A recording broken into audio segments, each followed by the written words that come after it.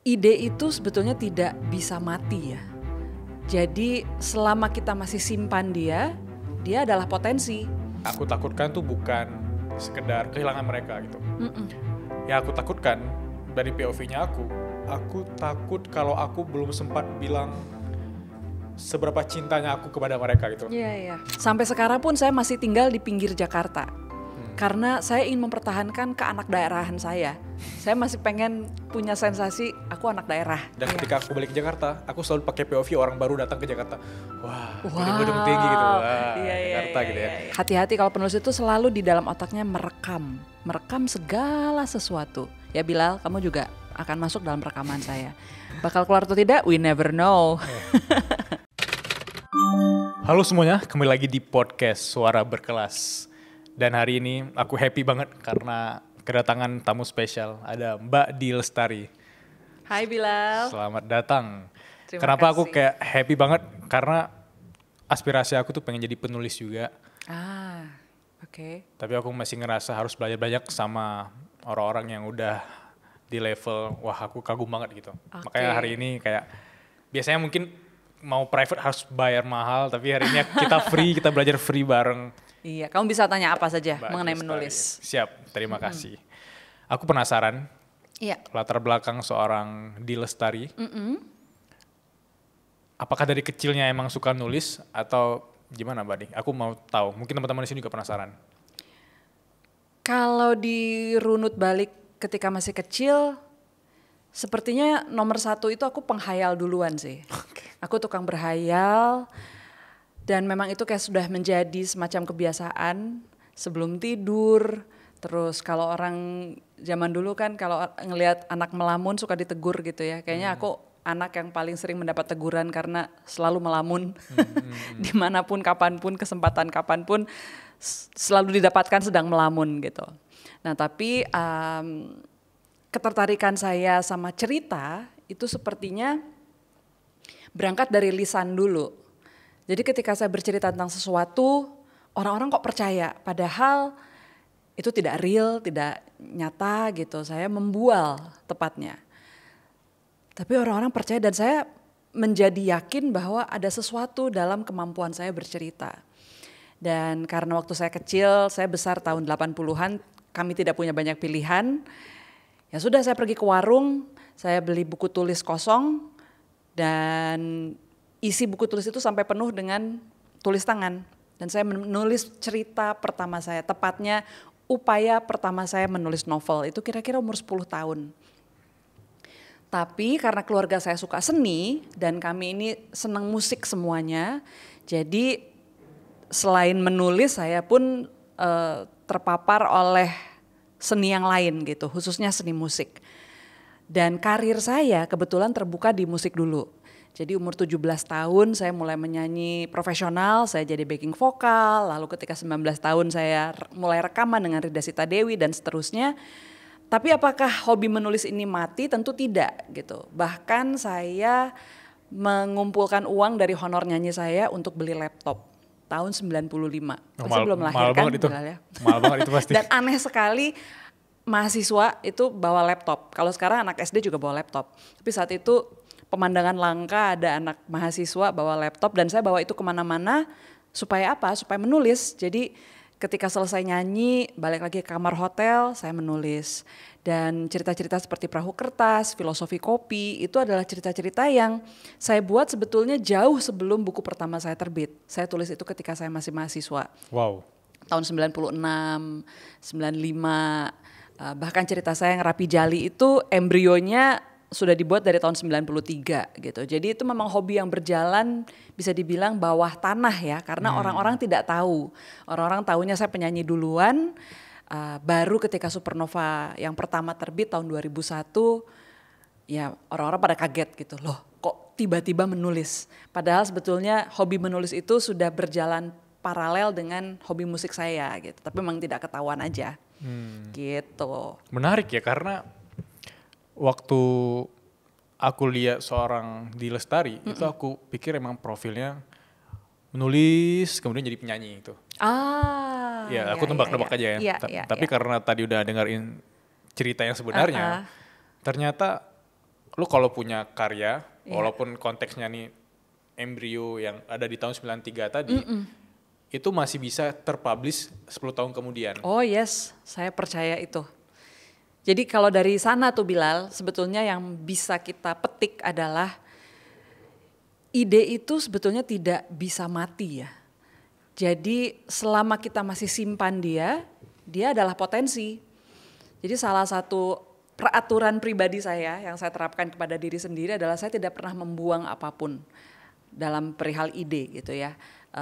Baik itu cuma coretan kecil di atas kertas, jurnal-jurnal saya, diari-diari saya dari saya SMP, saya masih simpan semua.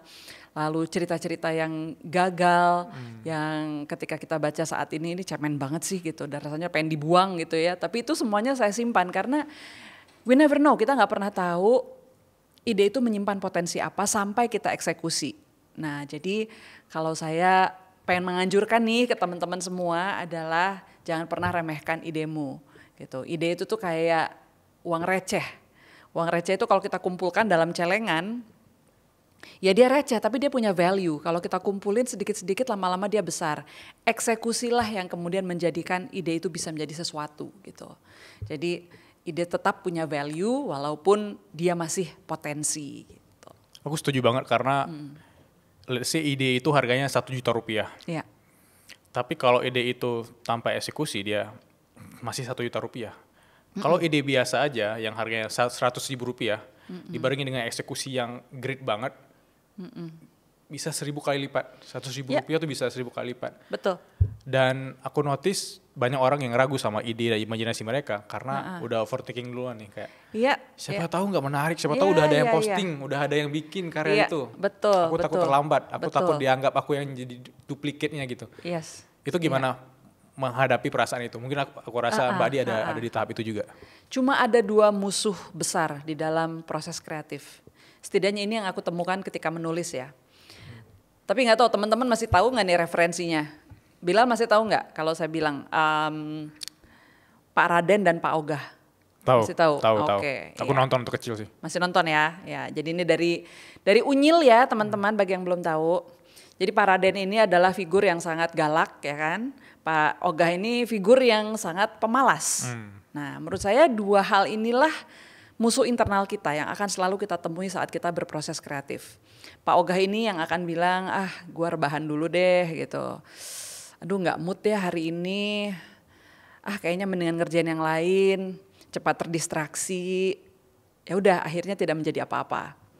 Pak Raden adalah kritikus yang akan selalu berusaha mensabotase kita dengan mengatakan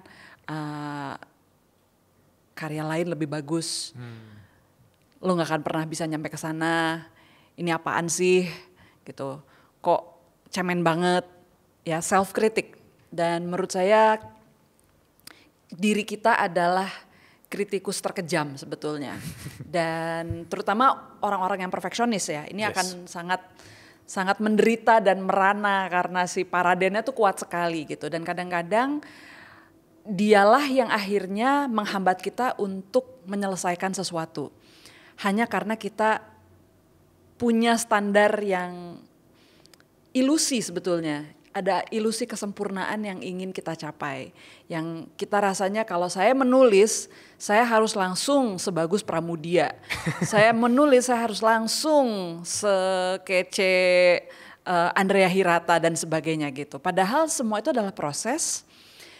Tidak ada jalan pintas untuk kita menjadi mahir menulis dalam semalam gitu ya. Semuanya harus dicoba dan dilatih.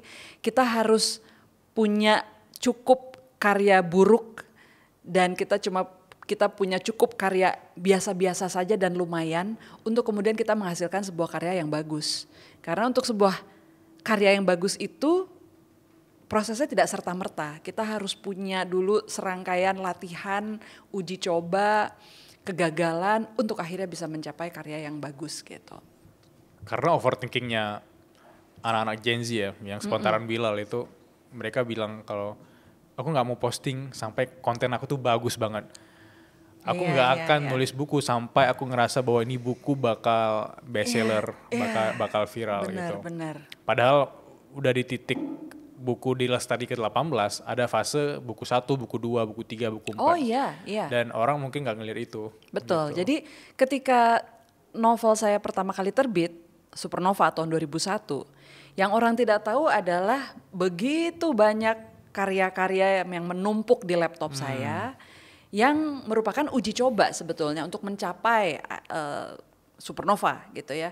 Di dalam situ ada filosofi kopi yang tidak selesai, ada perahu kertas yang tidak selesai, ada Rapi Jali yang tidak selesai, banyak banget.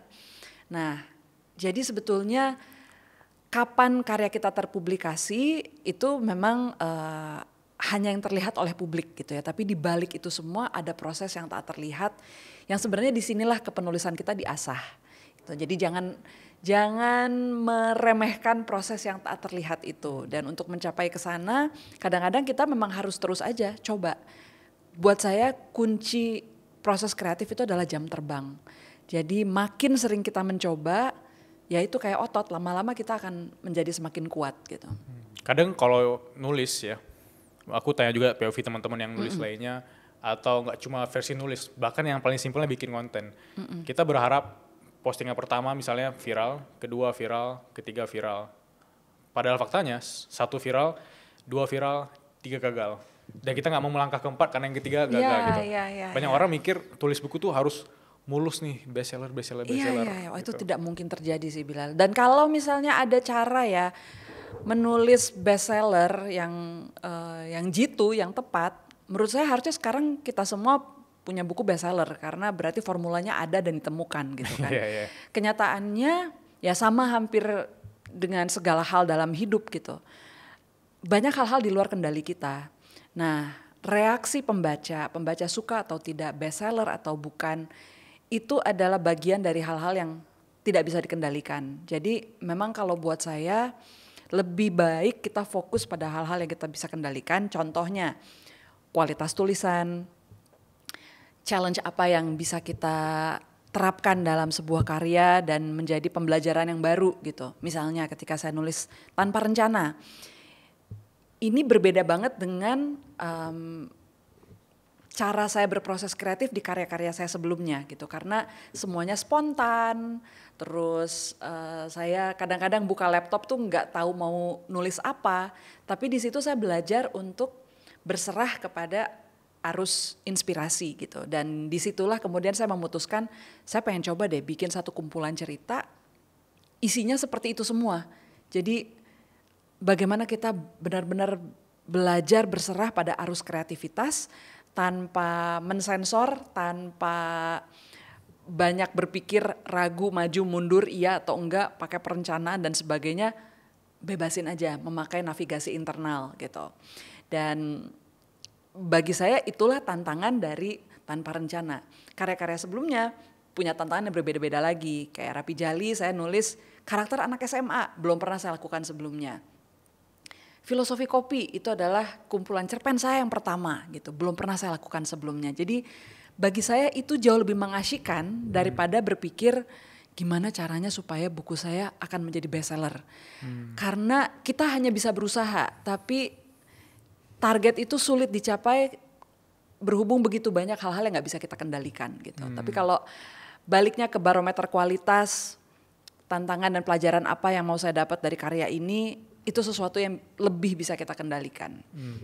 The core of human spirit comes from new challenges. Jadi kayak semua hal yang kita lakuin, apakah itu tantangan baru atau itu pengalaman baru, sebenarnya bikin kita tuh lebih punya spirit. Ya. Untuk terus melangkah gitu. Iya.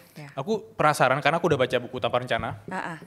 Tapi sebelum aku spill bagian yang aku suka, aku penasaran kok bisa seorang Di Lestari punya proses kreatif, ide-ide cemerlang tadi jadi eksekusi.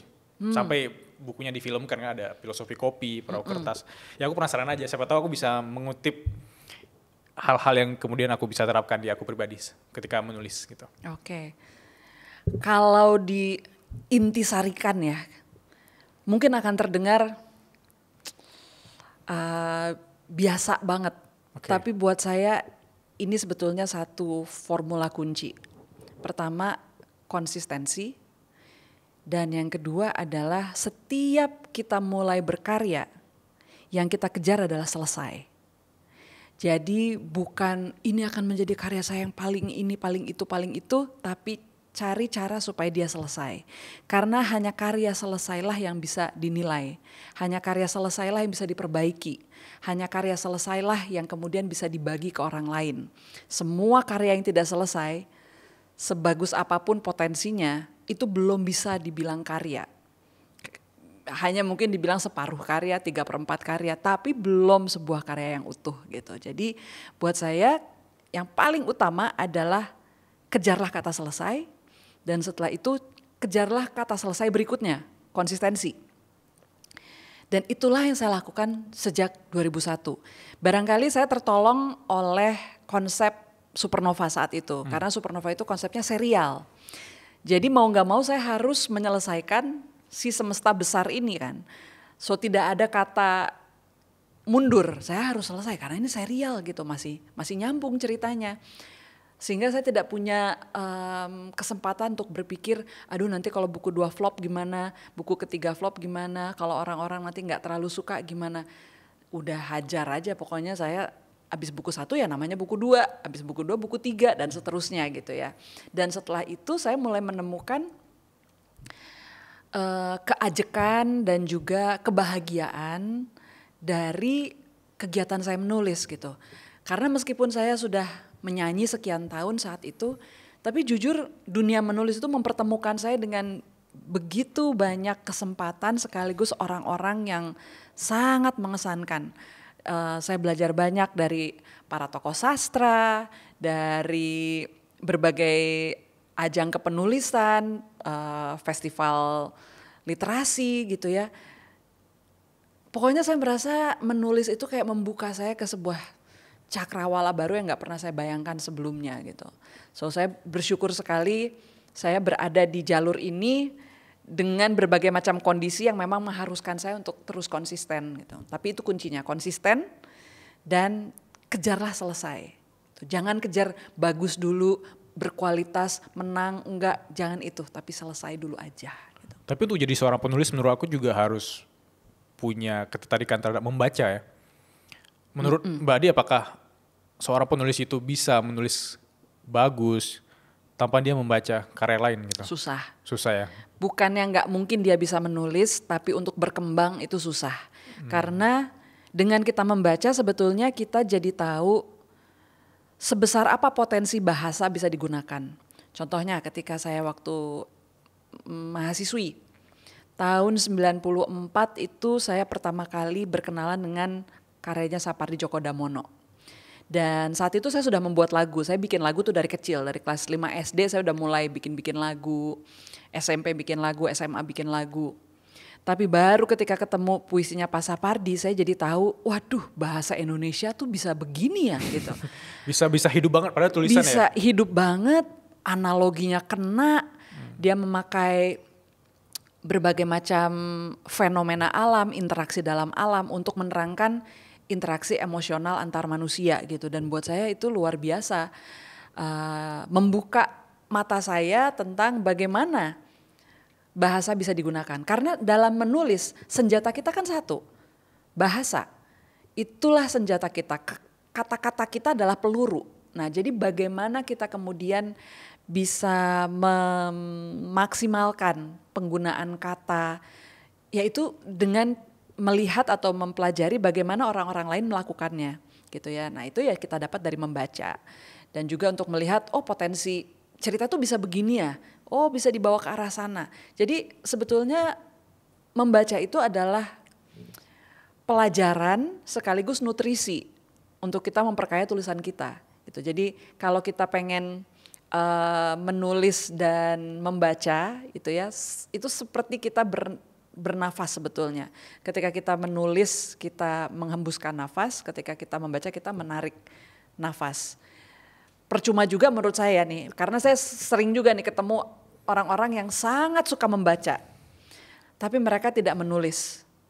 Buat saya itu juga agak mubazir, karena begitu banyak ilmu yang mereka serap, tapi mereka nggak bisa bagiin itu ke orang lain, karena mereka memilih untuk tidak menulis. Ya itu memang pilihan ya, dan mungkin belum tentu semua orang suka melakukannya, tapi kalau buat saya kalau sudah begitu banyak ilmu yang kita serap, yang kita tahu, aduh alangkah indahnya kalau itu kita bagi ya gitu. Benar. Nah jadi bagi saya itu seperti bernafas sebetulnya antara membaca dan menulis. Aku setuju banget karena biasanya kalau aku udah baca buku, tanpa aku praktekkan, tanpa aku tuang ke notes aku, itu pasti sebulan lagi udah lupa gitu. Iya kan? betul. Dan itu betul. banyak orang kayak take it for granted, baca buku udah selesai. Tanpa dia sharing, tanpa dia praktekkan gitu. Iya. Aku mau bacain bagian yang favorit aku, supaya Mbak Adi juga bisa dengar ya.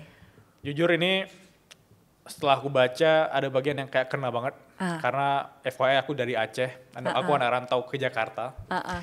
Di sini ada bagian yang di Jakarta yang dia bilang kalau ke Jakarta kan itu sebenarnya mengiklankan mimpi ya. Iya. Jadi Jakarta itu mengiklankan mimpi bagi anak-anak daerah. Yang dimana aku juga berarti salah satu orang yang kena kemakan iklan marketingnya Jakarta gitu. Wah datang ke Jakarta. Tapi setelah 2 tahun di Jakarta seru sih, bisa ketemu orang-orang keren ya. Badi salah satunya. Jadi aku bacain yang mungkin aku suka banget. Yang di mana Jakarta bukan hanya kisah-kisah agung yang terabadikan dalam rekam pustaka dan dihafal oleh anak-anak sekolah gitu. Melainkan juga kisah-kisah tak terdengar tentang kerak nasi gosong di dasar dandang. Mungkin anak kosan relate ya. Tentang catatan hutang di buku tulis usang. Tentang sandal-sandal hilang di muka masjid. Aku pernah hilang juga waktu itu. Tentang kisah cinta yang berakhir pahit. Wah, relate. Tentang upaya dagang yang berkali-kali pailit. Tentang jemuran yang lupa terangkat. Tentang hati yang tak bisa beranjak. Tentang penyakit yang tak punya obat. Kok bisa punya pemikiran tentang semua keresahan anak rantau? Dan karena ini pas aku baca wah, mungkin agak lebay kalau aku bilang meneteskan air mata, tapi ini bakal relate sama semua orang yang pernah merasakan kerasnya Jakarta. Jakarta nggak cuma versi orang-orang yang sukses yang udah dikenal sama semua orang, tapi ada versi orang-orang yang masih berjuang. Walaupun dia orang asli Jakarta gitu. Ini kok bisa dapat versi kreatif ini Mbak Adi? Bisa ceritain nggak? Atau emang ngalamin nih sendiri gitu? Saya kan anak daerah Bilal. Oh. Dari Bandung. Gak tahu. Jadi ketika saya mulai nyanyi, itulah pertama kali saya merasakan Jakarta gitu. Dan saya tuh waktu kecil punya saudara di Jakarta, saya tuh suka kasihan sama saudara-saudara di Jakarta. Aduh kasihan ya orang-orang Jakarta ini kepanasan, terus padat dan gak banyak pohon, gak kayak di Bandung gitu. Jadi saya merasa sebagai anak Bandung ini beruntung sekali dan merasa bahwa kayaknya saya gak akan pernah deh tinggal di Jakarta gitu. Saya gak mau, gak enak, gak nyaman dan sebagainya. Tapi akhirnya saya menjadi salah satu dari mereka yang mencari nafkah juga di Jakarta. Dan di situ saya mulai melihat, oh iya begini ya rasanya naik bajai, rasanya naik bus, rasanya kena macet gitu kan. Dan saya punya relationship yang ya bisa dibilang saya membutuhkan Jakarta. Karena bagaimanapun pekerjaan saya ternyata dalam industri musik itu banyak sekali di kota ini gitu. Dan saya bolak-balik bertahun-tahun sehingga saya masih menyimpan sudut pandang orang luar. Sampai sekarang pun saya masih tinggal di pinggir Jakarta. Karena saya ingin mempertahankan keanak daerahan saya. Saya masih pengen punya sensasi aku anak daerah gitu loh. Saya sendiri nggak tahu ya kenapa bisa seperti itu gitu. Tapi ada rasa aku cinta Jakarta tapi aku juga ingin berjarak sama Jakarta. Jadi saya nggak mau terlalu di dalam jantungnya, saya pengen ada di luar gitu. Dan selain itu cerita barusan itu saya tulis ketika saya kena macet. Jadi waktu itu saya kena macet di MT Haryono. Saya lagi menuju Tebet dan itu kayaknya memang jam lagi parah-parahnya gitu ya. Dan udah saya tidak punya pilihan selain melihat ke pinggir jalan, terus melihat rimba belantara gang yang saya tahu dari luar nih cuma kelihatan kayak jalan kecil nih, tapi begitu kita masuk itu udah kayak hutan rimba ya ke dalamnya, wah gang beranak gang dan sebagainya gitu. Jadi Jakarta nih apa ya, saya sering merenungkan sebetulnya tentang Jakarta karena saya tidak lahir di dalamnya. Saya punya jarak dan perspektif yang kayaknya bisa melihat Jakarta sedikit lebih objektif ketimbang orang Jakarta yang sudah ada di dalamnya gitu ya. Dan itulah yang saya tuangkan di Tentang Jakarta, bagaimana perjalanan sekian puluh tahun mencari uang, peruntungan, sekaligus ya mengadu nasib di Jakarta, akhirnya melahirkan cerita itu gitu. Makanya mungkin waktu kamu bilang kamu sebagai anak daerah bisa relate, karena saya pun menuliskannya itu masih berangkat dengan perspektif tadi gitu.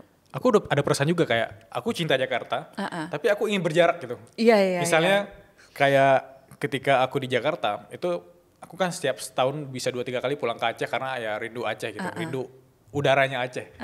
Pas balik ke Aceh, aku tahu aku bakal balik ke Jakarta sebulan kemudian, dan ketika aku balik ke Jakarta, aku selalu pakai POV orang baru datang ke Jakarta. Wah, gedung-gedung tinggi gitu, wah Jakarta gitu ya. And I love it, dan di buku ini juga Mbak Di ceritain versi kehilangan, versi kesepian ya, dan itu juga relate sama anak rantau yang dimana mungkin kalau kita di sini ada sesuatu yang kehilangan, apalagi keluarga yang di daerah sana kan kita terasa terbebani gitu. Boleh ceritain nggak Mbak Adi? Apakah pernah mengalami fase itu atau sedang mengalami fase itu? Kenapa di tulisan ini menurut aku tuh hidup banget gitu? Atau tulisannya emang benar-benar tanpa rencana? Atau tiba-tiba kayak macet di MT Haryono katanya? Karena memang tanpa rencana ini kan prosesnya spontan ya. Jadi dari idenya, walaupun tidak semuanya diselesaikan sekali duduk. Ada beberapa yang memang terutama cerita-cerita yang agak panjang itu saya selesaikan dalam beberapa kali sesi. Hanya saja idenya itu datang begitu saja lah. Apa yang muncul pertama kali itu yang saya jemput gitu ya. Nah, saya ini memang mungkin sedang banyak mengalami kehilangan, setidaknya dalam 2 tahun terakhir. 2 tahun yang lalu saya kehilangan suami saya.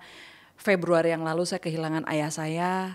Dan di usia saya sekarang ini, saya ini kan sudah mendekati midpoint ya. Kalau di dalam struktur cerita tuh ada bagian middle part gitu ya. Saya sekarang sepertinya berada di fase itu.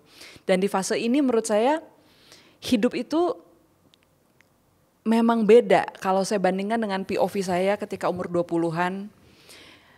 Saat orang-orang yang saya cintai itu kayak masih lengkap di dunia ini gitu ya. Saya masih punya kedua orang tua, teman-teman saya masih lengkap. Saudara-saudara saya masih lengkap, tokoh-tokoh yang saya kagumi itu, oh ya masih ada semua gitu. Dan kalaupun ada orang yang kemudian berpulang, saya belum pernah punya ikatan khusus karena mungkin usia saya masih muda gitu. Tapi di usia sekarang, saya mulai melihat dunia tuh berbeda ya. Saya melihat, oh iya ya, orang-orang yang saya sayang ini memang akan pergi gitu. Walaupun kita tahu secara logika setiap manusia pasti akan mati. Kita juga pergi kan. Kematian adalah satu hal yang pasti gitu. Tapi mengalaminya dalam level experiential tuh memang agak berbeda ya. Jadi disitulah saya mulai merasa semacam ada pendewasaan barangkali gitu dalam melihat hakikat hidup. Dan kedua, ini fase yang unik di mana saya masih melihat potensi masa depan, masih ada impian-impian yang ini kejar gitu.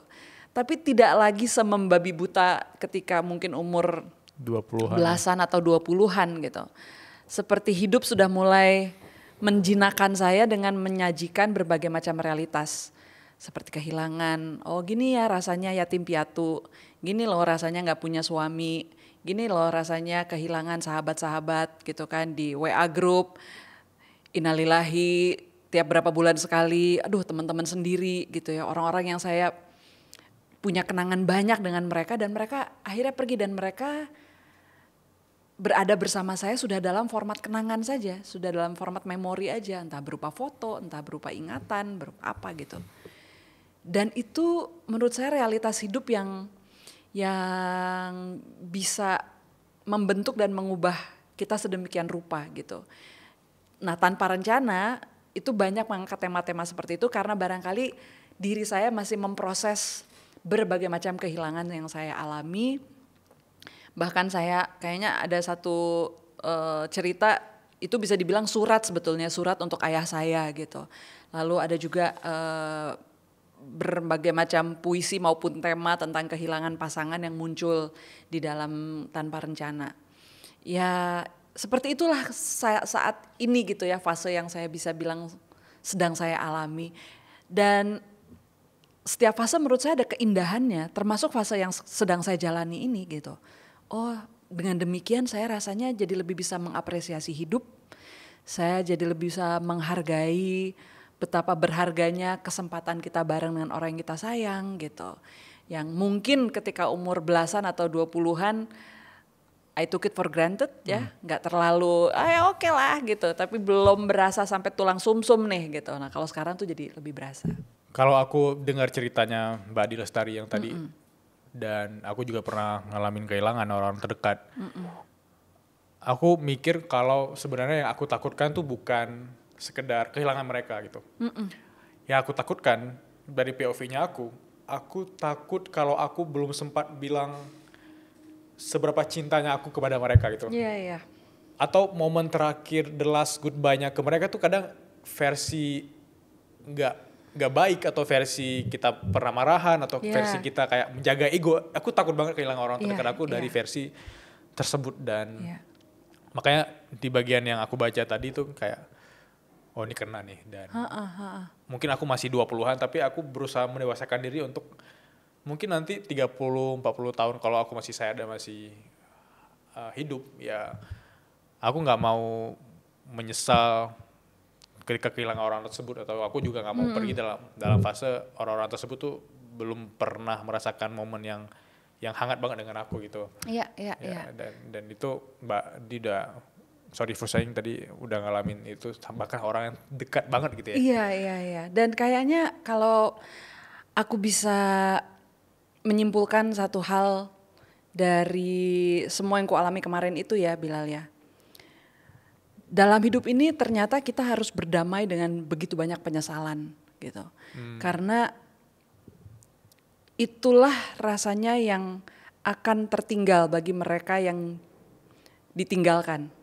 Bukan mereka yang pergi ya, kita nggak tahu apa yang terjadi kepada mereka yang pergi secara pasti gitu. Kita bisa menduga-duga, kita bisa berharap, kita bisa menginginkan sesuatu gitu tentang mereka.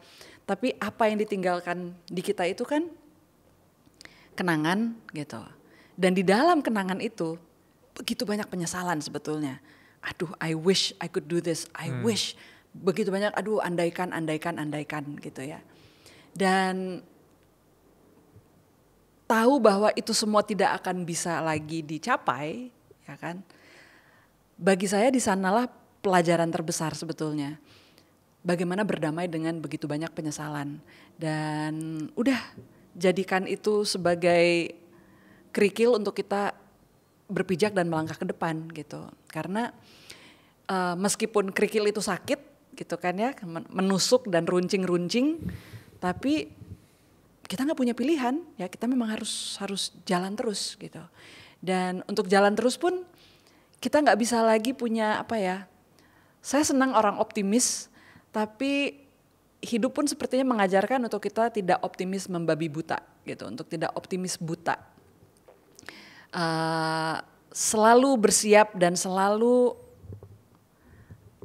apa ya, selalu punya mental di mana kita siap kehilangan gitu. Kita siap kehilangan kapanpun, kita siap dengan perubahan gitu.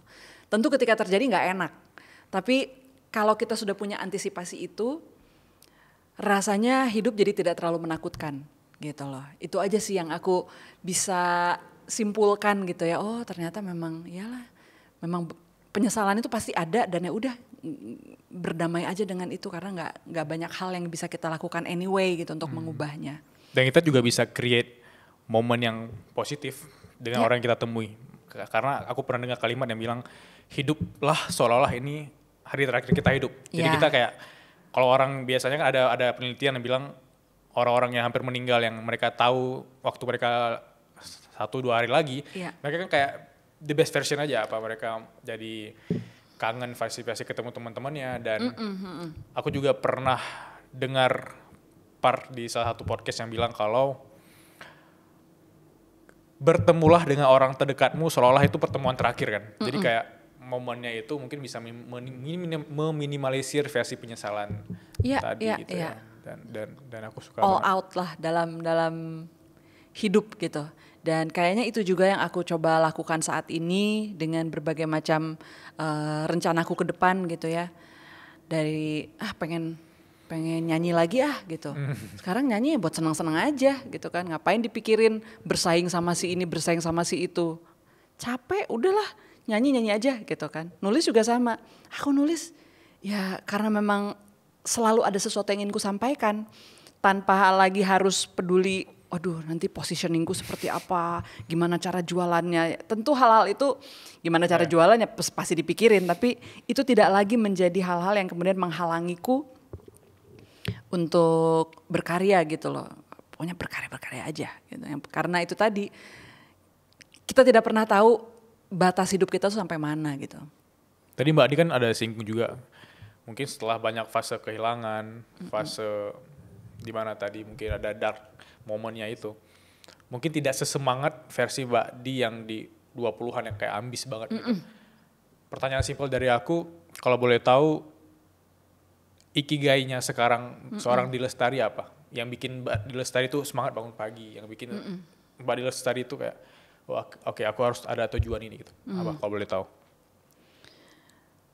Aku bisa bilang aku cukup beruntung untuk bicara ini ya gitu.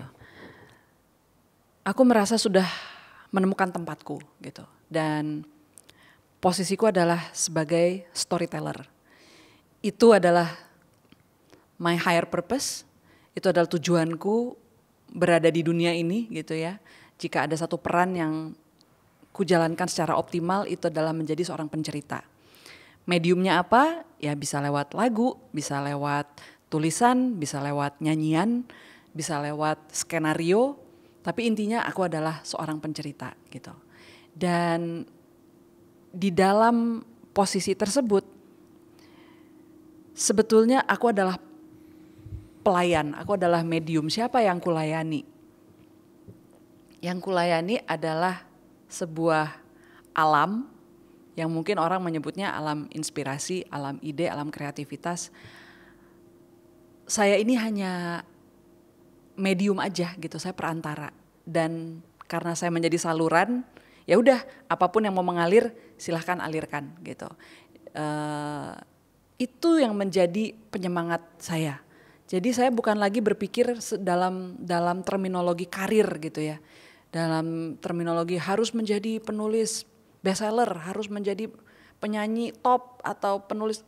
Bukan seperti itu. Saya cuma medium dan saya melayani sebuah alam yang ingin berbagi kepada manusia, ingin berkomunikasi sama manusia, ya udah manfaatkan saya. That's what I'm here for gitu. Dan untuk itu saya merasa bertanggung jawab menjaga kesehatan, menjaga kebugaran, semata-mata supaya sebagai sebuah medium, sebagai sebuah wadah, saya bisa berfungsi baik gitu loh. Karena kalau saya sakit-sakitan, otomatis kerjaan saya juga nggak akan optimal gitu kan. Nah, dengan seperti itulah saya bisa menjalani fungsiku gitu. Itu aja sebetulnya. Jadi sekarang everything feels simpler dan semakin jelas juga gitu. Ya udah memang di sini tempat saya gitu, seorang storyteller. Aku senang banget kalau dengar orang yang emang udah ngerasa bahwa aku di sini nih, makna yang ingin aku jalani ya di sini gitu. Atau sesimpel orang yang aku temui, aku tanya, "Are you happy dengan pekerjaanmu?" Dan mereka bilang, "I love my job." Itu aku senang banget ketemu orang seperti itu dan itu bikin aku semakin terinspirasi gitu. Oke, mungkin versi yang aku ingin tanyakan dari omongin buku Tanpa Rencana ya. Kan sekarang atensi anak-anak Gen Z kan udah semakin menurun ya. Bahkan dikalahkan oleh Ikan Emas yang katanya atensinya 9 detik ya. Makanya kita kayak suka scrolling yang short gitu kan. Iya. Nah, dari sana juga mungkin menurut aku pembaca buku ini masih banyak. Tapi mungkin tidak sebanyak versi zaman-zamannya tahun 2000-an kali ya. Atau tahun 90-an itu. Gimana seorang Di Lestari ngelihat itu, apakah ini bikin kayak kok nggak seramai dulu ya baca buku, orang-orang baca buku gitu. Atau sekarang justru dengan seperti itu aku lihat pembacakan juga semakin meningkat. Itu yang anehnya ya. Iya. Ketika buka e-commerce ada aja buku-buku yang kok harganya 30.000 ya. Kemarin aku ketemu di toko 100.000 gitu. Aku masih ragu dan aku yakin ini pembajakan ya. Iya. Pertanyaan simpel berarti gimana seorang Di Lestari ngelihat atensi kita semakin rendah, terutama untuk baca buku yang minat bacanya makin rendah juga. Dan pembajakan gitu. Oke. Kalau menurut saya atensi kita rendah itu karena disetel oleh media sosial untuk sebegitu levelnya gitu. Tapi kalau misalnya kita bicara di luar media sosial, kita kan tidak membawa setelan itu sebetulnya terus-terusan. Betul, kalau udah ngomongin media sosial, buat saya nonton 3 menit itu rasanya kelamaan. Karena di dalam konteks tersebut, semua yang saya lihat 30 detik, 15 detik, 1 menit gitu. Tapi ketika saya baca buku, saya tahu bahwa saya nggak bisa membawa setelan media sosial saya ke dalam buku. Karena ini adalah 2 konteks dan 2 situasi yang berbeda. Sama halnya ketika kita nonton bioskop. Bisa tuh kita nonton film 2,5 jam, 3 jam gitu, dan mau anteng gitu. Karena memang konteksnya dalam menonton bioskop kita membawa mentalitas yang berbeda gitu. Jadi kadang-kadang kalau kita tubrukan mentalitas, oh iya media sosial sekarang pendek-pendek. Tapi sebetulnya orang masih mau sih baca buku yang tebal, asal buku tersebut memang mampu mengikat atensi mereka gitu. Percaya atau tidak, Bilal, justru dengan kondisi sekarang ya yang katanya orang-orang spend attention-nya makin pendek, buku saya makin tebal dibandingin dulu. Dulu saya kalau punya buku itu sekitar 250-an halaman, 300-an gitu. Sekarang buku saya novel ya, itu rata-rata 500-an halaman gitu. Dan mungkin orang juga ngapain sih lu bikin buku cerita tebal-tebal, emang ada yang baca? Ternyata ada gitu. Dan mereka harus membaca itu 4 hari, 1 minggu gitu ya. Dan yang buat saya menyenangkan adalah ketika mereka merasa, wow ternyata saya masih bisa ya. Itu mengembalikan kepercayaan diri mereka bahwa gue masih bisa baca buku tebal. Tapi dengan syarat memang ceritanya harus semengikat itu sehingga mereka terhanyut gitu. Nah jadi dari sisi kreator, buat saya tantangannya justru adalah gimana caranya kita bisa bikin karya sebaik mungkin, sememikat mungkin, sehingga pembaca itu mau meluangkan berinvestasi waktu mereka 1 minggu, 3 hari, 4 hari untuk menghabiskan cerita-cerita kita yang tebal gitu, yang berbanding terbalik dengan apa yang disajikan oleh media sosial. Itu bahkan menjadi escape mereka, jadi liburan mereka keluar dari jeratan media sosial gitu. Jadi buat saya malah itu kayak memberikan kontribusi gitu loh. Wah, saya ngasih satu oasis buat mereka agar punya stamina lagi untuk baca karya-karya yang tebal. So, saya malah melihatnya itu sebagai opportunity gitu ya. Nah, kalau pembajakan, jujur memang ini satu masalah yang kayaknya ya ampun gak kelar-kelar ya dari tahun kapan saya ngomongin ini tuh. Memang pembajakan itu kompleks, jadi kita harus bicara ekosistem dunia perbukuan sepenuhnya gitu, termasuk juga aspek hukum. Sekarang kan memang untuk pembajakan deliknya delik aduan gitu ya, artinya pembajakan itu tidak bisa diberantas begitu saja, harus ada yang mengadu, merasa dirugikan. Nah, untuk orang berkasus di negara ini belum tentu orang semuanya mau mengajukan sebuah aduan karena prosesnya ribet, mungkin ada biaya dan sebagainya gitu ya. Jadi memang jika kita tidak melakukan ini serempak bersama-sama dan masif, menurut saya kita tidak akan pernah melihat satu perubahan yang signifikan gitu.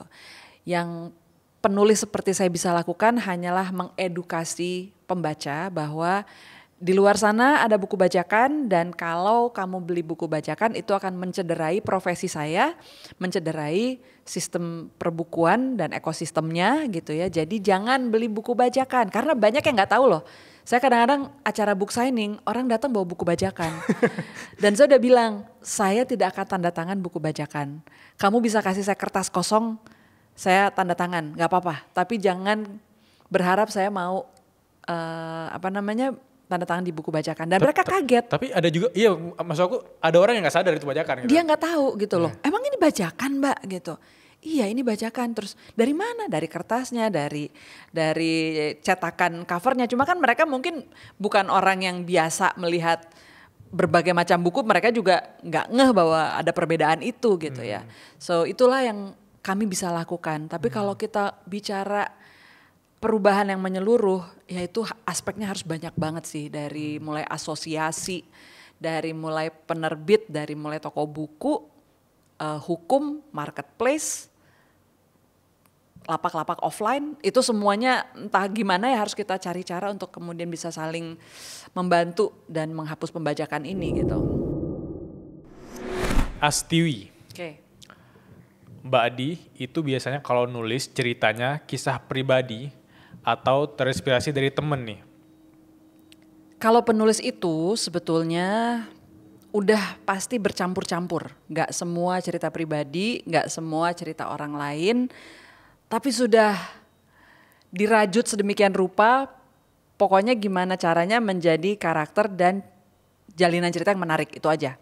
Jadi kadang-kadang saya udah gak peduli lagi sumbernya mau dari kehidupan sendiri kek, mau dari kehidupan orang lain gitu kan ya.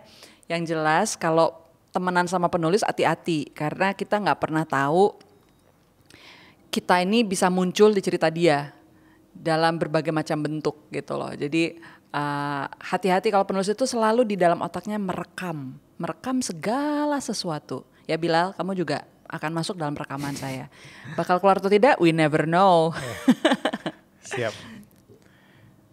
Tapi kalau dari cerita teman-teman tadi itu ada nggak misalnya kayak, wah ini bagus banget nih, terima cerita teman gue. Saya nggak pernah punya inspirasi tunggal. Oh, I see. Jadi saya selalu punya konsep. Untuk memenuhi konsep itu saya butuh apa aja nih materinya. Serat, ambil gitu. Dari orang lain, dari diri sendiri, dari ini, dari itu, semuanya gitu. Terus nama-nama orang tersebut biasanya dari mana? Nah itu kadang-kadang dari orang yang saya kenal. Tapi nggak selalu ya, nggak selalu. Terutama kalau nama-nama tokoh utama biasanya mereka kayak ngasih nama anak sih. Kita pikirin bener karena ada maknanya, berhubungan dengan si ini, dengan judul, dengan tema cerita. Tapi kalau nama-nama figuran, itu kan kadang kita nggak punya waktu ya untuk bener. Udah deh siapa aja deh yang kenal gitu. Temen mahasiswa saya banyak banget tuh masuk ke perahu kertas karena memang itu kan lagi zaman saya masih kuliah ya. Si Eko, si Bimo, mobilnya si Fuad, ada si siapa lagi ya? Anto, pokoknya banyak banget. Itu nama-nama dari orang sekitar saya. Gitu. Oke, pertanyaan kedua dari Raya Ar-Razak. Kalau misalnya seorang Dilestari kembali ke umur 18 tahun, kesalahan apa aja yang akan kamu perbaiki? 18 tahun itu saya lagi kuliah, baru mulai menyanyi. Kayaknya saya ingin bisa lebih berani untuk album solo sih. Karena sampai sekarang saya masih menyimpan rasa penasaran ingin album solo yang lagu-lagunya materi dari lagu-lagu yang saya ciptain waktu umur itu, 18, 19, 20 gitu. Dan saya pengen lebih deket lagi sama ibu saya karena ibu saya berpulang ketika saya umurnya 21.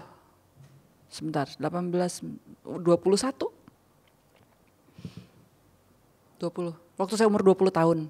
Jadi kalau 18 tahun itu saya cuma punya 2 tahun lagi sama ibu saya. Jadi andaikan saya tahu itu, saya bakal nempel terus. Tapi emang dekat sama ibu dulu ya? Kami orang Batak, jadi kedekatan Batak itu tuh nggak kayak Batak itu kan cenderung praktis ya. Batak yang tinggal di Bandung berarti? Batak tinggal di Bandung gitu. Jadi ikatan keluarganya dekat, tapi bukan yang sentimental, lebih praktis gitu. Saya nggak tahu apakah ini tipikal keluarga Sumatera seperti itu atau gimana gitu. Jadi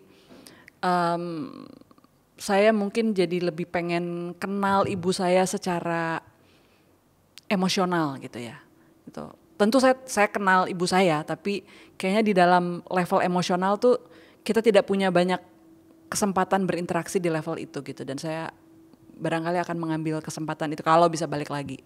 Gitu. Aku di buku kedua ada nulis tentang, di buku aku Generasi Ekspektasi judulnya, itu aku ceritain tentang, aku sebenarnya nggak tahu mimpi ibu aku waktu dia muda apa gitu. Ya.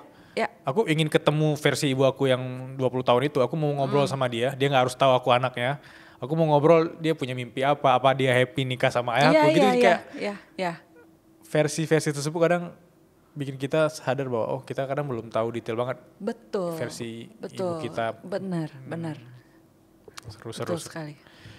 Pertanyaan ketiga, ini langsung to the point nih. Kayaknya pembaca buku Tanpa Rencana juga.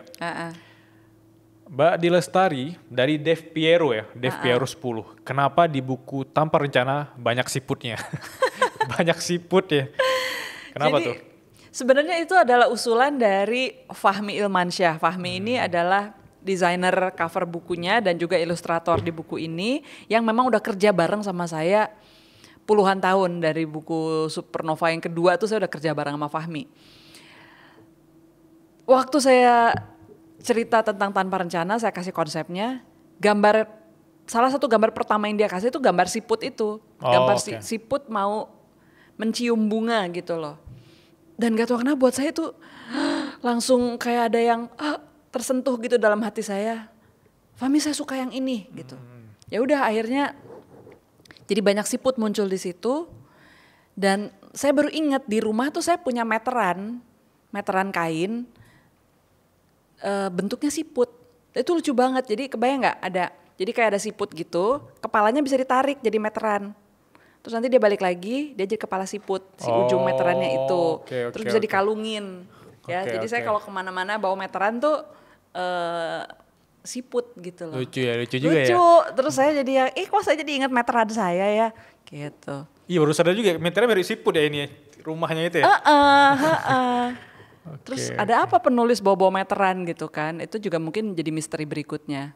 Tapi saya tidak usah ungkapkan di sinilah. Tapi saya memang senang ngukur-ngukur. Beneran. Oke. Mungkin ada pertanyaan dari aku juga untuk menambahkan pertanyaan yang tadi aku lupa tanya di awal. Aku penasaran gimana perasaan ketika pertama kali Mbak Dilestari tahu karyanya, Filosofi Kopi atau Perahu Kertas difilmkan. Karena aku belum di tahap itu, level gimana perasaannya. Boleh cerita nggak? Ini as a human, kayak sebagai manusia biasa, momen pertama kali itu pasti happy banget. Pasti. Dan boleh ceritain gimana perasaannya waktu itu? Happy dan takut ya. Karena kita sudah tahu betapa banyak perbedaan yang akan terjadi antara versi buku dengan versi film. Kedua, kita kayak berseteru dengan diri sendiri gitu loh. Antara ekspektasi kita dan bayangan ataupun teater di dalam kepala kita yang terbentuk, bahkan saat saya nulis cerita kan udah langsung yang saya bayangkan sebuah adegan-adegan gitu kan. Adegan film, kayak adegan film lah, adegan Kugi ngapain, adegan Kinan ngapain, itu udah tergambar di kepala saya dari saya nulis. Dan jika itu berbeda dengan yang di layar gitu, tentu ada konflik dalam diri saya. I see. Tapi kemudian ketika saya bertemu dengan Maudy Ayunda misalnya, terus saya, oh my god, dia Kugi saya ya. She's my Kugi gitu. Ya, itu ada rasa yang kayak surreal ya. Saya melihat dia bukan lagi hanya sebagai Maudy Ayunda, tapi saya melihat dia sebagai Kugi gitu loh. Atau saya melihat Chico Jericho, terus lu tuh bandnya gue ya gitu. Gitu ya perasaannya. Oke. Terus mereka pun kadang-kadang ke saya jadi kayak barangkali lu yang bikin cerita ini yang kemudian punya karakter yang harus gue mainkan gitu ya. Jadi lucu dinamika antara saya kepada aktornya dan juga kepada filmnya. Dan harus diakui sebetulnya ketika dia sudah jadi film, dia bukan milik saya lagi sebetulnya. Dia adalah interpretasi dari sutradara dan produser serta para aktor, karena film kan proyek kolaborasi ya, bukan cuma satu orang dengan saya gitu. Jadi tiba-tiba saya melihat, ini Perahu Kertas versi gotong royong gitu. Gotong royong antara produser, sutradara, aktor, aktris gitu kan. Sementara saya masih punya Perahu Kertas versinya Dilestari yang saya ciptakan dalam kesendirian gitu. Jadi lebih surreal gitu, kayak iya gak sih, aneh ya, ada rasanya gitu juga. Tapi terus terang dengan setelah berbagai macam adaptasi, sejauh ini saya sudah 7 kali diadaptasi. Akhirnya ada pembelajaran juga sih. Dari mulai ekspektasinya tinggi banget sampai akhirnya udah deh, aku jadi penonton aja. happy. Udah gitu aja. Dan bagi saya yang jelas adalah rasanya tersanjung dan terhormat gitu. Ada orang yang percaya pada cerita yang saya buat dan mau menginvestasikan uang, waktu, tenaga untuk mewujudkannya menjadi karya audiovisual gitu. Buat saya itu, oh iya ya, such an honor gitu. Seru juga ya. Seru. Bukan karena aku belum di tahap itu, aku mikir oh ternyata. Apa sih rasanya gitu ya? Iya, apa sih rasanya ngelihat karakter kita bangun, tiba-tiba ada artisnya gitu, ada nih gitu. Jangan kan gitu, ngeliat poster filmnya aja. Karena kan di dalam poster, dalam cover buku kan kita nggak ada muka gitu. Tiba-tiba di poster film, itu Kuginya, itu Kinannya, itu Reminya ada orang-orangnya gitu loh. Tapi nggak diajak nih, ayo di Lestari acting juga nih jadi ibu-ibu siapa gitu. Saya pernah jadi cameo. Oh pernah? Pernah, bukan cameo sih, kalau cameo kan menjadi diri sendiri ya. Ya itu menjadi memerankan satu karakter di Perahu Kertas. Sebetulnya saya udah menolak-nolak karena saya nggak suka syuting. Saya beneran nggak suka yang dengan proses syuting tuh nggak mau gitu. Jadi siapa tuh? Saya jadi pemilik galeri. Pemilik galeri Ibu Rani, namanya Ibu Rani. Terus saya di situ dan saya jadi overthinking karena saya nulis skenarionya. Jadi kalau ada aktor yang ngobrol sama saya terus lainnya salah dikit, terus dalam hati saya aduh tapi saya harus acting, aduh tapi pengen ngebenerin, aduh tapi nggak bisa, aku harus acting. Gitu. Tapi itu pengalaman yang keren sih, maksudnya masuk ke menarik. Nyanyi udah, nulis udah, acting udah. Ya ampun, cuma satu adegan 30 detik kali. Oke, mungkin sebelum kita tutup ya, aku penasaran best advice-nya seorang Di Lestari untuk anak-anak 20-an kayak aku dan penontonnya Suara Berkelas. Apa tuh? Berani memulai, berani gagal, dan berani menghadapi keberhasilan. Berani mulai itu artinya don't give in sama kritikus besar kita, yakni diri kita sendiri. Pak Raden tadi gitu. Jadi mulai dulu. Tapi kita juga harus berani gagal gitu, karena apalagi dalam menulis ya gitu, kita pasti akan mengalami kegagalan berkali-kali gitu. Nah, keberhasilan, jarang orang tahu bahwa keberhasilan itu juga sebetulnya pisau bermata dua. Dia bisa melenakan, dia bisa membuat kita takut untuk melangkah yang berikutnya karena kita berharap akan ada keberhasilan yang sama dengan keberhasilan yang sebelumnya. Jadi kalau buat saya, beranilah menghadapi keberhasilan, bahwa keberhasilan itu sebetulnya ruang untuk kita menguji. Keberhasilan itu ujian sebetulnya gitu ya. Jadi itu tadi, berani mulai, berani gagal, dan berani menghadapi keberhasilan. Karena banyak orang yang sebelum mulai mereka udah mikir keberhasilannya. Betul. Padahal aku setuju banget itu versi ujiannya. Apalagi kalau kita udah tinggi banget, itu sia-sia tuh. Betul. Mental Yes. Aku sebelum tutup, aku mau kasih buku pertama aku untuk Mbak Di Lestari. Wow. Judulnya Jurnal Inspirasi. Jurnal Inspirasi. Ini dari pembicaraan di podcast atau? Ya, tapi itu aku nulis ketika belum mulai podcast. Itu ketika aku masih kuliah dulu di Jepang, pas masih mahasiswa. Itu semua orang-orang yang menurut aku tuh random sih, inspirasi mereka tuh random banget sehingga aku bisa jadikan ide untuk nulis gitu. Tapi ini pengalaman pertama nulis, jadi kayak Mbak dibilang tadi, mungkin ada versi jeleknya yang kita baca sekarang, tapi at least aku bangga karena aku udah mulai gitu. Betul. Yang penting itu, dan ini kan adalah sebuah rekam jejak kamu ketika kamu umur 20-an. Ya ini kan memberikan banyak inspirasi terutama bagi anak 20-an gitu kan. Berarti saya berasumsi ini juga kamu tulis waktu umur 20-an. Iya, waktu pas umur 20 tahun. Pas umur 20 tahun. Dan publish di usia 25 tahun. Nah, kok sama ya? Oh kita iya? Juga. Sama? Aku buku pertamaku umur 25 juga di publishnya. Oke. So, ini adalah rekam jejakmu di usia ini gitu. Nanti 15 tahun dari sekarang, berapa tahun dari sekarang, ya udah segala kecupuan dan apaan sih tuh, ya udah terima aja. Karena bagaimanapun banget ya gitu ya. Iya benar. Karena ini bagaimanapun ini sudah menjadi bagian penting dalam karirmu. Makasih ya sudah dibagi. Bagi teman-teman yang mau baca buku keren ini, Tanpa Rencana, Kalian bisa ketemu di toko offline dan toko online gitu. Ntar ada juga di link deskripsi kita. Iya. Terima kasih atas waktunya Mbak Di. Terima kasih Ilmunya banyak, keren Bilal. banget. Thank you. Insightful banget nih, satu podcast yang bikin aku happy banget Wah. untuk nonton lagi nanti. Terima kasih. Terima kasih Mbak Di. Terima kasih semuanya. Bye-bye.